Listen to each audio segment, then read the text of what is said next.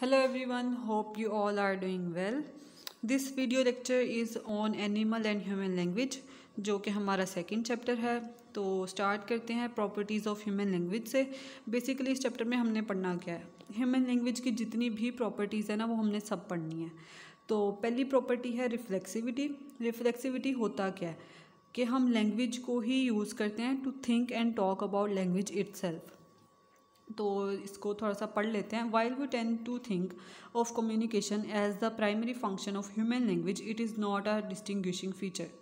All creatures communicate in some way. However, we suspect that other creatures are not reflecting on the way they create their communicative messages or reviewing how they work. अब reflexivity में हमने ये पढ़ना है कि language को use कर लिया हमने to think and talk about language itself. तो अब जैसे कम्युनिकेशन है, अब कम्युनिकेशन जो है वो प्राइमरी फंक्शन है ह्यूमन लैंग्वेज का, लेकिन ये डिस्टिंग्विशिंग फीचर्स नहीं है क्योंकि तमाम क्रिएचर्स ही किसी ना किसी तरीके से कम्युनिकेट कर रहे हैं। लेकिन हम ये सस्पेक्ट करते हैं कि जो दूसरी क्रिएचर्स हैं ना वो उन तरीक़ों पे रिफ्लेक्ट नहीं करती कि कौन से तरीके कि वो किस तरह से अपने कम्युनिकेटिव मैसेजेस क्रिएट करेंगी या फिर उनको रिव्यू करेंगी कि वो काम करते हैं या नहीं करते। ये बाकी क्रिएचर्स में ऐसा नहीं होता। जैसे अब डॉग की एग्जांपल ले लें, डॉग का काम क्या है, बार्क करना। सब डॉग्स ही बार्क करते हैं। अब एक डॉग जो है वो दूसरे डॉग को तो नहीं कह सकता ना कि यार तुम ऐसे नहीं ऐसे बार्क करो, मतलब ऑब्वियसली ऐसे नहीं हो सकता। जैसे अब कैट्स हैं, उनका काम क्या है, म्याऊं म्याऊं करना। तो इसके अलावा तो वो कोई लैंग्वेज नहीं ना बोल सकती। तो अब वो एक कैट जो है दूसरी कैट को ऐसे नहीं बोल सकती कि तुम यार म्याऊं कर रही हो तो उसका साउंड कम कर लो या ज़्यादा कर लो, ऐसे नहीं होता।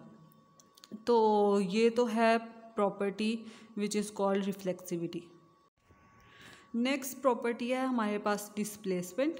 डिस्प्लेसमेंट क्या प्रॉपर्टी है कि ह्यूमन जो है वो पास्ट और फ्यूचर के टाइम को रेफ़र कर सकते हैं, मतलब बता सकते हैं कि पास्ट में ऐसे हुआ, फ्यूचर में ऐसे होगा या इस तरह की प्रॉपर्टी ना। लेकिन ये प्रॉपर्टी एनिमल्स के पास नहीं है। मतलब ह्यूमंस की जो प्रॉपर्टी है कि वो पास्ट और फ्यूचर के बारे में बता सकते हैं, रेफ़र कर सकते हैं पास्ट और फ्यूचर टाइम को।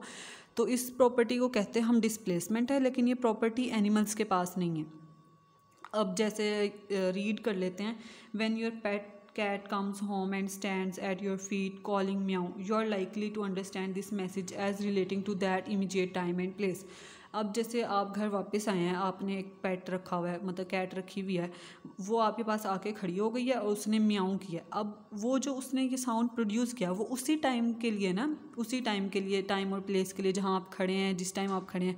अब आप उस म्याऊ को ऐसे तो नहीं ना बता सकेंगे, या कैट ऐसे नहीं कह सकती कि म्याऊ आई म्याऊड लास्ट नाइट और I will meow in the morning tomorrow, like that, इस तरह की। If you ask your cat where it has been and what it was up to, you will probably get the same meow response. Animal communication seem to be designed exclusively for this moment here and now. It cannot effectively be used to relate events that are far removed in time and place. अब अगर आप अपनी cat से पूछें कि वो कहाँ थी, क्या कर रही थी, आपको तब भी वो म्याऊं सेम म्याऊं रिस्पॉन्स मिलेगा। वो ये नहीं बता सकती क्योंकि उसके पास इतने कम्युनिकेशन स्किल हैं नहीं जैसे ह्यूमंस के पास होते हैं। तो वो आप उससे कोई भी बात करेंगे तो उसने आगे से म्याऊं ही करना है। उसको ये होगा कि हाँ, उसको सिर्फ आपकी बात नहीं समझ आ रही कि आप उससे क्या पूछना चाह रहे हैं, लेकिन उसको एक साउंड जो है, साउंड स्टिमुलस मिल रहा है, वो उसी से ही बस रिएक्ट कर रही है। तो when your dog says grr, it means grr right now, because dogs don't seem to be capable of communicating grr last night over in the park. Same यही एग्जांपल डॉग्स के लिए है। जैसे कैट्स म्याऊ करती हैं, डॉग्स grr इस तरह करके करते हैं, तो वो भी उसी टाइम, प्रिसाइज टाइम और प्लेस के लिए होता है। वो ये नहीं बता सकते कि मैंने कल के लिए लास्ट नाइट या इस तरह टुमारो इन द मॉर्निंग या इस तरह कुछ भी। वो ना प्लेस को मेंशन कर सकते हैं ना ही वो टाइम को मेंशन कर सकते हैं। In contrast, human language users are normally capable of producing messages equivalent to "girl last night over in the park" and then going on to say, "In fact, I'll be going back tomorrow for some more." Human can refer to past and future time. अब जैसे कोई human है, आप उससे कोई बात पूछेंगे, आप उससे पूछेंगे कि आप कहाँ थे, क्या कर रहे थे, तो वो आपको बताएगा कि मैं इस टाइम फलानी जगह था, मैं ये काम कर रहा था। तो वो मतलब पास्ट और फ्यूचर का बता सकते हैं कि मैं क्या कर रहा था क्या नहीं, जबकि एनिमल्स जो हैं उनमें ये कैपेबिलिटी नहीं होती। तो जो ये प्रॉपर्टी है रेफ़र करने की to past and future time, इसको डिस्प्लेसमेंट कहते हैं। यहाँ पे इसकी डेफिनेशन भी है। Human can refer to past and future time. This property of human language is called displacement. It allows language user to talk about things and events not present in the immediate environment. Indeed, displacement allows us to talk about things and places. For example, angel, fairies, Santa Claus, Superman, heaven, hell, whose existence we cannot even be sure of. अच्छा, अब जो animals हैं उनके पास ये भी ability है कि वो जो है उन चीज़ों के बारे में बात कर सकते हैं जिनको उन्होंने अभी तक देखा नहीं है, जैसे हेवन, हेल, एंजल, फेरी, सुपरमैन। इस तरह की चीज़ों को हमने नहीं देखा लेकिन हम उनके बारे में फिर भी बात करते हैं। Animal communication is generally consider to lack this property, जो कि मैंने पहले एक्सप्लेन किया कि एनिमल्स के पास ऐसी कोई प्रॉपर्टी है नहीं है, वो लोग नहीं बता सकते। नेक्स्ट प्रॉपर्टी है हमारी आर्बिट्रेरीनेस। इसमें ये एक्सप्लेन किया गया है जो लिंग्विस्टिक फॉर्म है और उसका मीनिंग है उसका कोई रिलेशनशिप नहीं है, नेचुरल कनेक्शन उसका होता ही नहीं है मीनिंग और जो लिंग्विस्टिक फॉर्म है उनका आपस में। जैसे अब डॉग है, इंग्लिश में डॉग कहते हैं, अरेबिक में इसको कल्ब कहते हैं, उर्दू में कुत्ता कहते हैं, इस तरह। तो जो ये लिंग्विस्टिक फॉर्म्स हैं, डिफरेंट लिंग्विस्टिक फॉर्म्स है और इनका जो मीनिंग है इनका आपस में कोई नेचुरल कनेक्शन नहीं है। अब पढ़ लेते हैं। It is generally the case that the connection is quite arbitrary. We can't just look at the Arabic word curb and from its shape, for example, determine that it has natural and obvious meaning any more than we can with its English translation from dog. अच्छा, जो linguistic form है उसका meaning उसमें कोई natural connection नहीं है, बल्कि ये जो कनेक्शन है ये आर्बिट्रेरी होता है। आर्बिट्रेरी हम लोग मैथ्स में भी पढ़ चुके हैं, फिज़िक्स में भी पढ़ चुके हैं। आर्बिट्रेरी मतलब के जो मैथ्स में हम लोग पढ़ते होते थे which can not be solved, के ये सॉल्व नहीं हो सकता। और आप लोगों को याद होगा कि सेकेंड ईयर की फ़िज़िक्स में हम लोग फैक्टर वाले चैप्टर में हम लोग पढ़ के आए हैं, आई थिंक सेकेंड ईयर की या फर्स्ट ईयर की फ़िज़िक्स सॉरी। तो वेक्टर वाले चैप्टर में हम लोगों ने पढ़ा था नल वेक्टर। नल वेक्टर क्या था, जिसकी आर्बिट्रेरी डायरेक्शन होती थी। तो शायद अब आपको ऐसे रिकॉल हो गया होगा, याद आ गया होगा। अब एक वर्ड है अरेबिक वर्ड कल्ब, और इंग्लिश में डॉग कहते हैं, उर्दू में कुत्ता कहते हैं। अब जैसे डिफरेंट लिंग्विस्टिक फॉर्म्स हैं ना, अब इनका जो मीनिंग है और जो फॉर्म्स हैं इनका आपस में तो नेचुरल कोई कनेक्शन नहीं है ना। तो the linguistic form has no natural or iconic relationship with that hairy four-legged barking object out in the world. ये इसकी definition है arbitrariness की। This aspect of the relationship between linguistic signs and objects in the world is described as arbitrariness. जो इस kind का relationship है between linguistic sign and objects in the world, इसको हम आर्बिट्रेरीनेस कहते हैं। आर्बिट्रेरीनेस यही प्रॉपर्टी है कि लिंग्विस्टिक फॉर्म और मीनिंग में कोई नेचुरल कनेक्शन नहीं होता, ये कनेक्शन आर्बिट्रेरी है। अच्छा, नेक्स्ट प्रॉपर्टी है प्रोडक्टिविटी। इन नेम से ही पता चल रहा है कि कोई नई चीज़ जो है वो प्रोड्यूस होने वाली है। कुछ चीज़ें जो है ना, जैसे प्रॉपर्टीज़ हैं, इनका नेम से ही आपको कुछ ना कुछ आइडिया हो जाता है, माइंड में एक चीज़ आती है कि अच्छा इस प्रोडक्टिविटी है तो इसका क्या मतलब होगा, आर्बिट्रेरीनेस का क्या मतलब होगा। तो इस तरह अब प्रोडक्टिविटी पढ़ लेते हैं।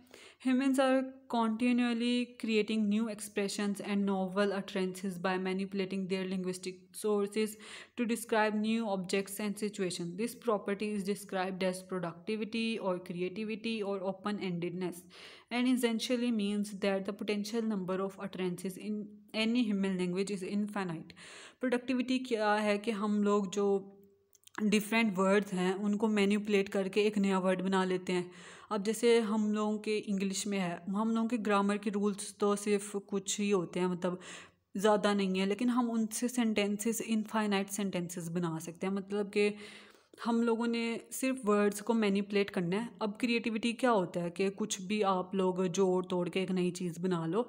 तो इसी तरह क्रिएटिविटी इधर वर्ड्स में भी है, लिंग्विस्टिक फॉर्म में भी है कि हम लोग कुछ वर्ड्स को मैनिपुलेट करेंगे, एक नया वर्ड बना लेंगे। अब ये आप लोग एग्जांपल इसके ले लें, जैसे अब छोटे बच्चे होते हैं जिनको सही तरह से बोलना नहीं आता, सही चीज़ों की पहचान नहीं होती, तो अगर आप उनको ज़ू ले जाएं, वो मंकी देखेंगे, वो घर आके आपको यही बता रहे होंगे, अब उसको नाम नहीं पता कि ये मंकी है, वो ये बताएंगे कि ये बनाना खाता है, उसकी आइज़ ऐसे हैं, मतलब जो कान है उसकी शेप ह्यूमन के कानों जैसी है, इस तरह करके। तो वो आपको थोड़े थोड़े उनके फीचर्स बताएगा इशारा करके, तो आप समझ जाएंगे कि ये किसकी बात हो रही है।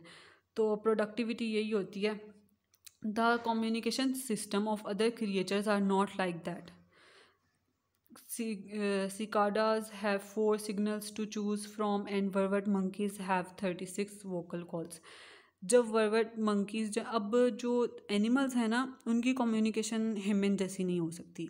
अब वर्वेट मंकीज हैं उनके 36 वोकल कॉल्स हैं। अब अगर उन्होंने स्नेक्स को देखना है तो उन्होंने डिफरेंट साउंड प्रोड्यूस कर रही है। अच्छा, इसमें एक एक्सपेरिमेंट है जो कि कार्ल वॉन फ्रिच ने एक्सपेरिमेंट एक किया था। उसने क्या किया था कि एक टावर था, उसके ऊपर वाली साइड पे उसने नेक्टर रख दिया था, मतलब कि हनी, और जो नीचे थी ना उसने एक हाइव क्रिएट कर लिया था हनी बीज़ का, मतलब एक छत्ता बना दिया। तो हनी बीज़ जो है नेक्टर तक गई और वहाँ से वापस आई। हनी बीज़ में कम्युनिकेशन का एक तरीका होता है, जब उनको नेक्टर मिलता है ना, कहीं पे भी मिलता है, तो वो उन्होंने बाकी हनी बीज़ को भी बताना होता है। तो वो कुछ ना मतलब डांस करके बताती हैं। जैसे अगर कहीं नज़दीक उनको मिल गया नेक्टर तो वो राउंड डांस करती हैं। जब उनको अगर दूर कहीं जगह पे मिलता है तो वो टेल वेगिंग डांस करती हैं।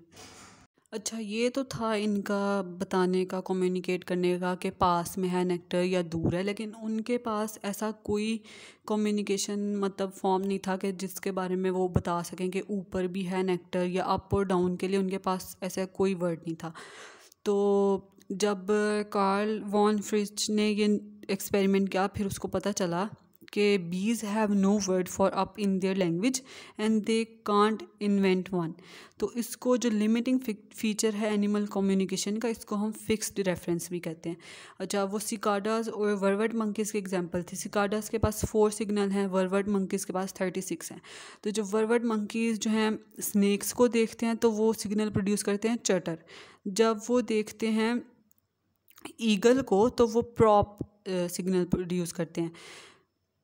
नेक्स्ट प्रॉपर्टी है कल्चरल ट्रांसमिशन। अब इसमें भी नेम से ही पता चल रहा है कि कल्चर जो है वो ट्रांसमिट हो रहा है। थोड़ा सा पढ़ लेते हैं। While we may inherit physical features such as brown eyes and dark hair from our parents, we do not inherit their language. मतलब इसमें ये बताया हुआ है कि कुछ चीज़ें जो हैं वो इनहेरिट होती हैं और कुछ चीज़ें जो हैं वो हम अपने इन्वायरमेंट से सीखते हैं। जो हमारे इनहेरिट हो रही हैं जीन्स के ज़रिए, हेयर कलर है, आई कलर है, इस तरह की चीज़ें, ये सब तो इनहेरिट हो सकती हैं। लेकिन जो हमारी लैंग्वेज है वो हम अपनी सराउंडिंग से ही सीखते हैं। वो तो हम लोग मतलब एक जेनेटिकली लेके नहीं पैदा हुए होते। तो हमारे सराउंडिंग्स में जो भी लैंग्वेज बोली जाती है हम वही सीखते हैं। हमने नॉर्मली बच्चों को भी देखा होगा कि उनके साथ आप जिस लैंग्वेज में बात करेंगे वो वही सीख लेंगे। चाहे आप उनसे उर्दू में बात करें, इंग्लिश में बात करें, वो वही सीखते हैं। We acquire a language in a culture with other speakers and not from parental genes. An infant born to Korean parents in Korea but adopted and brought up from birth by English speakers in the United States will have physical characteristics inherited from his or her natural parents but will inevitably speak English. अच्छा, यहाँ पे example दी हुई है कि एक infant जो है वो कोरियन पेरेंट्स के यहाँ बोर्न हुआ कोरिया में, लेकिन उनको जो है वो इंग्लिश स्पीकर्स ने अडॉप्ट कर लिया जो यूनाइटेड स्टेट्स में रहते हैं। अब उनके जो वो बेबी बोर्न है हुआ है उसके फीचर्स जो हैं वो कोरियन होंगे, लेकिन वो जो लैंग्वेज एक्वायर कर रहा है, सीख रहा है, वो तो इंग्लिश होगी क्योंकि यूनाइटेड स्टेट्स में इंग्लिश ही बोली जाती है। तो ये इसमें बताया गया। A kitten given comparable early experiences will produce meow regardless. अब जो एनिमल हैं उनका कम्युनिकेशन फॉर्म यही होता है कि वो जो है उनके डिफरेंट कम्युनिकेटिव फॉर्म्स नहीं है। जैसे हम लोग इंसान हैं, हम डिफरेंट लैंग्वेज सीख सकते हैं जो भी हमारे सराउंडिंग में बोली जाएंगी, लेकिन एनिमल्स में ये प्रॉपर्टी नहीं है। अब कैट है, उसने तो म्याऊ ही करना है क्योंकि वो जो कैट छोटी कीटन बोलते हैं तो वो तब भी म्याऊं करता है, वो बड़े होके कैट बन जाती है वो तब भी म्याऊं करती है। तो एनिमल्स में ये प्रॉपर्टी नहीं है कि वो अपने सराउंडिंग में जो उनके लैंग्वेज बोली जा रही है वो सीखें। हाँ, ये हो सकता है कि वो अब कोई आप पेट कैट रख लें, अब आप उसको किसी नाम से बुलाने लग जाएं तो वो उस साउंड स्टिमुलस को रिस्पॉन्स करके आ जाएगी आपके पास, लेकिन इसका मतलब ये नहीं है कि उस वर्ड को वो अंडरस्टैंड करिए कि हमारे कम्युनिकेशन जैसी हमारी कम्युनिकेशन है वो उसको समझ रही है, ऐसा नहीं होता। अब जैसे बर्ड्स हैं, आप उनको जो है ना 7 वीक्स के लिए किसी ऐसी जगह पे रख दें जहाँ पे कोई मतलब कोई भी ना हो, ना कोई बर्ड है ना लोग रहते हैं, कोई भी नहीं, ऐसी जगह आप उनको बंद कर दें। लेकिन जब उनको आप 7 वीक्स बाद वहाँ से निकालेंगे ना, वो कुछ ना कुछ साउंड प्रोड्यूस कर रहे होंगे, उन्होंने कुछ ना कुछ मतलब सीख लिया होगा। एनिमल्स में आप ये कह सकते हैं कि वो जेनेटिकली कुछ ना कुछ उनमें होता है, मतलब जेनेटिकली कम्युनिकेशन जो है उनमें होती है, लेकिन इंसानों में नहीं ऐसा होता। उनके जीन्स में ये सब नहीं होता कि लैंग्वेज भी हमें जेनेटिकली इनहेरिट हो रही है, लेकिन एनिमल्स में या बर्ड्स में आप ऐसे कह सकते हैं कि उनके जेनेटिकली इनहेरिट होती है। फिर यहाँ से हम पढ़ लेते हैं, this process whereby a language is passed on from one generation to the next is described as cultural transmission. ये कल्चरल ट्रांसमिशन की जो है डेफिनेशन है कि लैंग्वेज जो है वो एक जनरेशन से दूसरी जनरेशन में पास ऑन हुई है। It is clear that humans are born with some kind of predisposition to acquire language in a general sense. However, we are not born with the ability to produce utterances in a specific language such as English. We acquire our first language as children in a culture. अब इसमें यह बात की हुई है कि हमारे जब ह्यूमंस बॉर्न होते हैं उनके अंदर कोई ऐसी प्री डिस्पोजिशन होती है कि वो लोग लैंग्वेज एक्वायर कर सकते हैं, लेकिन वो डिफरेंट अटरेंसेस प्रोड्यूस करने की एबिलिटी के साथ पैदा नहीं हुए, वो अपने इन्वायरमेंट से सीखेंगे टाइम टू टाइम। तो कल्चरल ट्रांसमिशन में ये है। अब चलते हैं नेक्स्ट प्रॉपर्टी की तरफ। नेक्स्ट प्रॉपर्टी है duality. Human language is organized at 2 levels और layers simultaneously. This property is called duality और double articulation. In speech production, we have a physical level at which we can produce individual sound like n, b, I. As individual sounds, none of these discrete forms has any intrinsic meaning. In a particular combination such as bin, we have another level producing a meaning that is different from the meaning of the combination in nib. अब human language को है जो है वो 2 level पे organise किया जा सकता है साइमल्टेनियसली। जैसे हमने वर्ड पढ़ा बिन और निब। अब ये 3 अलग-अलग जो साउंड्स थी हमने इनको मिला के एक वर्ड बना दिया। जब ये 3 अलग-अलग साउंड्स थी इनका हमें कोई इंट्रिंसिक मीनिंग या फॉर्म जो है नज़र नहीं आ रही थी। जब हमने इनको एक वर्ड बनाया है बिन निब तो हमें एक फॉर्म नज़र आई है, तो ये डुअलिटी है। अब एक आप और वर्ड देख लें वूफ। वूफ को हम कैसे चेंज कर सकते हैं, वूफ, ऊफ, फू, इस तरह। तो ये जो है ना ह्यूमन लैंग्वेज को ऑर्गेनाइज करना 2 लेयर्स में या 2 लेवल्स में साइमल्टेनियसली एक ही साथ, तो इसको हम डुअलिटी कहते हैं। वूफ क्या वर्ड है कि आपका जो आपने डॉग को मतलब एज अ पेट रखा हुआ है, जब आप उसको वूफ कहेंगे ना तो वो ये समझेगा कि I am happy to see you, कि मतलब मैं आपको देख के खुश हुआ। तो ये है। अब वूफ जो है अब हमने जब इसको डुअलिटी में लाना है, क्या मतलब हमने इसको निब बिन जैसे हमने वर्ड बनाया था तो हम इसके वर्ड्स बनाएंगे तो बनेगा वूफ, ऊफ, फू, इस तरह करके। नेक्स्ट एंड लास्ट प्रॉपर्टी है टॉकिंग टू एनिमल्स, मतलब एनिमल से बातें करना। अब जो एनिमल्स हैं उनमें मैंने आपको पहले भी बताया कि वो हमारी लैंग्वेज नहीं समझ सकते, वो सिर्फ हमारा साउंड स्टिमुलस समझ सकते हैं, उस पर ही रिस्पॉन्स कर सकते हैं। जैसे हम डॉग्स को अगर बोलें हील तो वो हमें फॉलो करने लग जाएगा। जो राइडर्स होते हैं वो अपने हॉर्सेस को कहते हैं वुआ, तो वो स्टॉप कर जाते हैं। अब जैसे सर्कस में आपने देखा होगा कि उन्होंने मतलब पहले से ही जो एनिमल्स होते हैं उनको ट्रेन किया होता है। उनको आप जाने के लिए बोलें वो ऊपर चले जाते हैं, डाउन बोलें वो नीचे आ जाते हैं, उनको रोल करें तो वो रोल करने लग जाते हैं। मतलब जो स्पोकन कमांड्स हम देते हैं वो उसी तरह से जो है ना रिस्पॉन्स करने लग जाते हैं। लेकिन इसका मतलब ये नहीं है कि वो उनमें जो है प्रॉपर वे ऑफ कम्युनिकेशन है कि वो हमारे साथ कम्युनिकेट कर सकते हैं। तो यहाँ हम पढ़ लेते हैं क्या लिखा हुआ है। If it seems difficult to conceive of animals understanding human language, then it appears to be even less likely that an animal would be capable of producing human language. अब ये ही देखा जाता है कि अगर जो एनिमल्स हैं वो अगर हमारी लैंग्वेज अंडरस्टैंड ही नहीं कर सकते तो वो हमारी लैंग्वेज बोलेंगे कैसे, जाहिर है। After all, we do not generally observe animals of one species learning to produce the signals of another species. अच्छा, इसमें ये बात की गई है जैसे अब आप डिफरेंट एनिमल्स हैं उनको एक जगह रख लें। अब जैसे भैंसें होगी, बकरियां होगी, ये मतलब तकरीबन लोगों ने रखी होती है तो एक ही जगह रखी होती हैं। तो जो एनिमल्स हैं वो किसी दूसरी स्पीशी का जो है कम्युनिकेशन जो है एक्वायर नहीं कर सकते। अब जो बकरियां हैं वो लोग जैसे वो लोग कम्युनिकेट करते हैं, उनका जैसे एक है बोलने का तरीका, वो उसी तरह ही करती हैं। वो भैंसों वाला जो उनका भैंसों का मतलब साउंड होता है वो उसको एक्वायर नहीं कर सकती। तो जब वो एनिमल्स जो हैं किसी और स्पीशीज़ की ही कम्युनिकेशन वेज़ को एक्वायर नहीं कर सकते, तो वो ह्यूमंस के कैसे कम्युनिकेशन वेज़ को एक्वायर कर सकते हैं। वो तो हमारी लैंग्वेज नहीं समझ सकते। वो जो हमें लगता है ना कि ये हमारी बात समझ रहे हैं, डॉग्स हो गए, हॉर्सेस हो गए, वो हमारी बात नहीं समझ रहे। वो सिर्फ जो उनको साउंड स्टिमुलस मिल रहा है वो उसी से सिर्फ रिस्पॉन्स कर रहे हैं।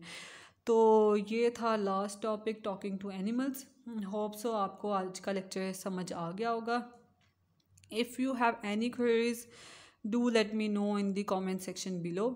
अब एक ओवरव्यू भी लेक्चर का ले लेते हैं ना कि हमने क्या क्या प्रॉपर्टीज़ पढ़ी। हमने रिफ्लेक्सिविटी पढ़ा। रिफ्लेक्सिविटी क्या होता है कि लैंग्वेज को ही यूज़ करना है to think and talk about language itself. फिर डिस्प्लेसमेंट हमने पढ़ा। डिस्प्लेसमेंट होता है कि human can refer to past and future time. This property is called displacement. ये प्रॉपर्टी सिर्फ ह्यूमंस के पास है, एनिमल्स के पास नहीं है। एनिमल्स में हम लोगों ने जो है एग्ज़ाम्पल एक हमने पढ़ ली है बीज़ की, हनी बीज़ की। मैंने आपको बताया कि हनी बीज़ जो हैं वो उनका सिर्फ कम्युनिकेट करने का यही तरीका है, जहाँ भी उन्होंने नेक्टर देखा, अगर वो नज़दीक है कहीं नेक्टर तो वो उन्होंने राउंड डांस करना है, अगर दूर है नेक्टर तो उन्होंने टेल विगिंग डांस करना है। तो ये थी क्या कहते हैं डिस्प्लेसमेंट। फिर है आर्बिट्रेरीनेस। आर्बिट्रेरीनेस क्या था कि लिंग्विस्टिक फॉर्म और मीनिंग में जो है कोई नेचुरल कनेक्शन नहीं है, ये कनेक्शन आर्बिट्रेरी होता है। इसमें हमने डॉग की एग्जांपल पढ़ी। फिर नेक्स्ट हमारा था प्रोडक्टिविटी के हम जो है लिंग्विस्टिक फॉर्म्स को मैनिपुलेट करके न्यू वर्ड्स बना सकते हैं, और हम जो हैं सिर्फ कुछ रूल्स जो हैं हमारे इंग्लिश के ग्रामर के उनको हम पढ़ के इनफाइनाइट नंबर ऑफ सेंटेंसेस भी बना सकते हैं। इसमें हमने सिकाडास और वर्वट मंकीज़ की एग्जांपल पढ़ी। कार्ल वॉन फ्रिच का एक एक्सपेरिमेंट पढ़ा हनी बीज पर जो था। फिर है कल्चरल ट्रांसमिशन। इसमें कल्चरल ट्रांसमिशन में आपने ये याद रख लेना है कि जो हमारे फ़ीचर्स हैं जैसे कि आई कलर, हेयर कलर, इस तरह ये इनहेरिट होते हैं। जो लैंग्वेज है हमारा मतलब कम्युनिकेट करने का जो तरीका है, जो भी हम लैंग्वेज सीखेंगे वो हम अपनी सराउंडिंग से सीखेंगे। ठीक है, कल्चरल ट्रांसमिशन हो गया। फिर उसके बाद हमने डुअलिटी पढ़ा कि ह्यूमन लैंग्वेज को जो है ऑर्गेनाइज किया गया है 2 लेवल्स पर साइमल्टेनियसली। वो डुअलिटी होती है। डुअलिटी में आपने एग्जांपल पढ़ी निब बिन की, वूफ ऊफ फू इसकी। फिर टॉकिंग टू एनिमल्स, नेम से ही पता चल रहा है कि जानवरों से बातें करना। उसमें आपने पढ़ लिया कि जो है जब जानवर जो हैं वो एक स्पीशी जानवरों की वो दूसरे जानवरों की स्पीशी की लैंग्वेज ही एक्वायर नहीं कर सकती, तो वो ह्यूमन लैंग्वेज को कैसे एक्वायर करेंगे या उसको समझेंगे। तो ये सब था आज का लेक्चर। आप जब भी एक टॉपिक प्रिपेयर करें ऐसा क्या करें, जो भी टॉपिक है उससे एक एक पॉइंट जो है अपने माइंड में बिठाते जाएं कि इस टॉपिक में मैंने ये पॉइंट पढ़ा था। तो उस जब आप एक मेन पॉइंट अपने माइंड में बिठा लेंगे तो उसके जो है रिलेटेड एग्जांपल्स या जो भी होगा वो आपके माइंड में खुद ब खुद आता जाएगा। तो एक ये चीज़ करके देखें। Thank you for listening. Good bye.